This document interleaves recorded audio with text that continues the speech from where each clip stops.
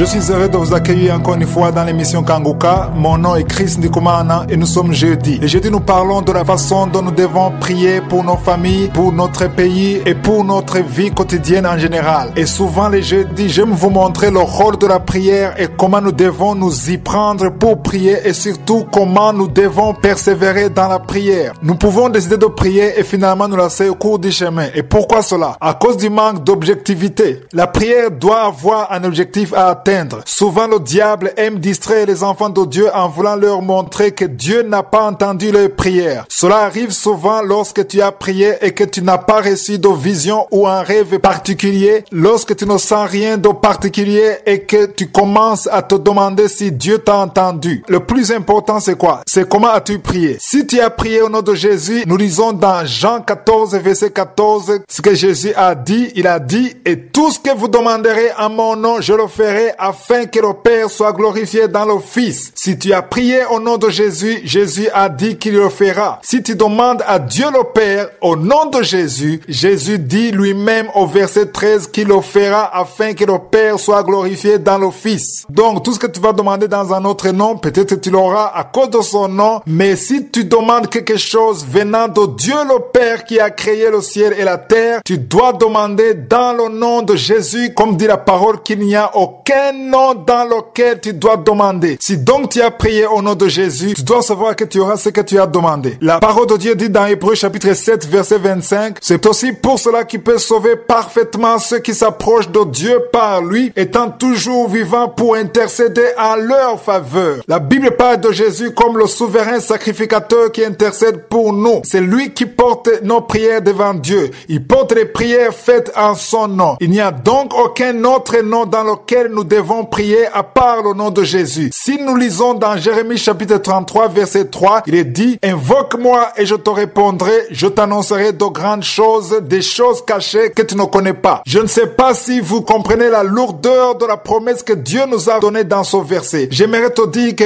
quand tu pries, Dieu te demande simplement de l'invoquer et il promet qu'il te répondra. Satan te ment en te disant que Dieu ne t'a pas entendu et j'aimerais te dire que Dieu t'a entendu. Tu peux te demander pourquoi tu ne vois rien alors qu'il t'a entendu. J'aimerais te dire que prier est un acte de foi. Cela ne demande pas de voir ou de toucher ou de sentir pour y croire. Cela demande juste d'avoir la foi et de croire que si tu invoques Dieu au nom de Jésus, il va te répondre. Je vous donne un exemple. Tu peux prendre ton téléphone et composer un numéro quelconque. Il peut arriver qu'on te dise que le numéro composé n'existe pas. Je ne sais pas si cela vous est déjà arrivé. C'est vrai, tu peux prier et composer un numéro qui n'existe pas. Mais si tu composes au nom de Jésus, ce numéro existe et Dieu entendra et il te répondra. Ou bien tu peux appeler sur un autre numéro qui existe réellement, mais tu entendras au bout du fil une autre voix qui te dit que ton appel est en cours de traitement. Beaucoup de personnes pensent que s'ils prient, ils verront tout de suite la réponse à leur prière. Non, parce que tu peux avoir prié au nom de Jésus en esprit et en vérité, mais te rendre compte que ton appel ou ta prière est en cours de traitement. La prière déclenche toujours un mouvement angélique. Jacob s'est endormi sur un rocher. Dans un songe, il a vu une échelle qui monte jusqu'au ciel et il voyait au bout de cette échelle des anges monter et descendre. Cela veut dire que lorsque tu es connecté à Dieu, il y a un mouvement angélique, il y a des œuvres qui s'accomplissent pour que ton problème ait une solution, mais cela doit toujours correspondre à la volonté de Dieu. C'est pour cela que quand tu pries, tu ne dois pas t'attendre à avoir exactement ce que tu as demandé, parce que ce que tu as demandé vient de toi, de ta volonté et de comment tu vois les choses. Si donc tu es une personne réveillée, si tu crois en la devise de Kanguka, tu sais très bien que selon la devise de Kanguka, tu dois accepter la volonté de Dieu même si elle est contraire à la tienne. J'aimerais vous dire que lorsque vous avez prié en esprit et en vérité, étant une personne réveillée, tu t'attends à ce que Dieu te réponde. Cela peut ne pas être exactement la réponse que tu attendais, mais sois sûr que cela vient de Dieu, car il a promis que si nous l'invoquons, il nous répondra. Dieu répondra toujours, mais il répondra en son temps.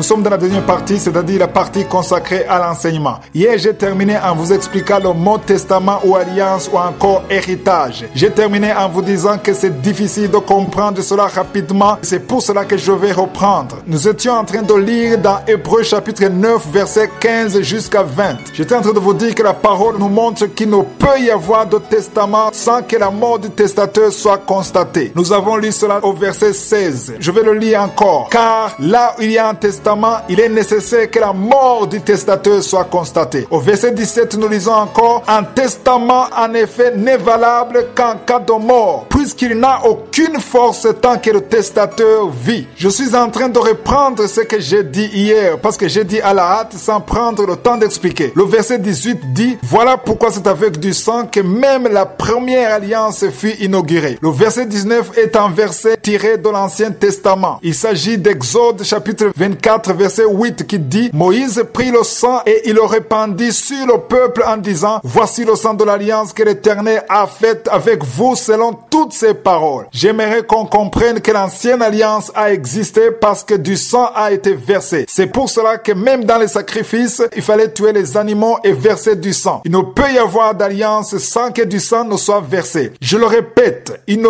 peut y avoir d'alliance sans que du sang ne soit versé. Dans l'ancienne alliance, on versait le sang des animaux, mais dans la nouvelle alliance, c'est le sang de Jésus, le Fils du Dieu vivant, qui a été versé. C'est pour cela qu'à l'approche de sa mort, lorsqu'il était à table avec ses disciples, il leur a donné le vin en disant: car ceci est mon sang, le sang de l'alliance qui est répandu pour plusieurs pour la rémission des péchés. Nous lisons cela dans Matthieu chapitre 26 verset 28. Pour ceux qui ont encore des problèmes de compréhension au sujet de Matthieu chapitre 5 verset 17 qui dit que Jésus n'est pas venu abolir la loi mais l'accomplir, j'aimerais vous donner un verset qui pourra vous aider à comprendre, puisqu'il m'a personnellement aidé à mieux comprendre. C'est dans Romains chapitre 10 verset 4. Il est écrit: car Christ est la fin de la loi pour la justification de tous ceux qui croient. Il y a eu un début de la loi, mais ce verset nous dit que Christ est la fin de la loi. La loi a commencé au temps de Moïse, mais Christ est la fin de cette même loi. C'est pour cela que Jésus dit qu'il n'est pas venu abolir la loi, mais l'accomplir. Il est la fin de la loi pour la justification de ceux qui croient. Je continuerai à vous expliquer cela demain. Ce verset est vraiment capital et il n'est pas compréhensible dans certaines versions, mais ceux qui ont des Bibles en anglais ou en français, vous pouvez bien le comprendre. Parce qu'on dit que Christ est la fin de la loi. Depuis la venue de Jésus, nous ne marchons plus selon la loi, mais nous marchons dans la foi en Jésus-Christ. Nous sommes conduits par l'Esprit de Dieu. Nous ne sommes plus conduits par la loi dans le Nouveau Testament. Je vais expliquer cela la semaine prochaine. Le problème aujourd'hui, c'est qu'il y a des gens qui ont choisi de continuer à marcher selon la loi de l'Ancien Testament. Tout ce qu'ils font est conforme aux pratiques de l'Ancienne Alliance. Nous le verrons également au cours de la semaine prochaine. Je vous ai déjà dit que la loi comportait 613 lois, mais ils ont choisi de marcher ainsi, c'est-à-dire suivre la loi. Je vous ai dit que l'alliance est un contrat entre Dieu et l'Église de Jésus-Christ. L'Église de Jésus-Christ veut dire tous ceux qui croient en Jésus. Il y a une alliance que Dieu a faite avec son peuple. Cette alliance repose sur le sang de Jésus. Cela veut dire que si tu regardes bien dans Actes chapitre 20 verset 28, l'Église du Seigneur qui s'est acquise par son propre sang. J'aimerais qu'on comprenne que toute la loi avait une mission, c'est d'amener les gens dans la foi en Jésus-Christ. C'est ce que je vais expliquer demain pour qu'on comprenne que la loi était bonne, mais pour un temps déterminé, et ce temps a été expiré depuis le jour où Jésus est venu. Depuis le jour où Jésus est venu et a été crucifié sur la croix. Parce que Jésus est la fin de la loi. Ainsi, il ne nous reste plus qu'à marcher dans la foi en Jésus-Christ. Je vais expliquer cela demain matin pour qu'on le comprenne bien, parce que la parole de Dieu l'explique très bien. Que Jésus vous protège. S'il le veut, nous continuerons demain.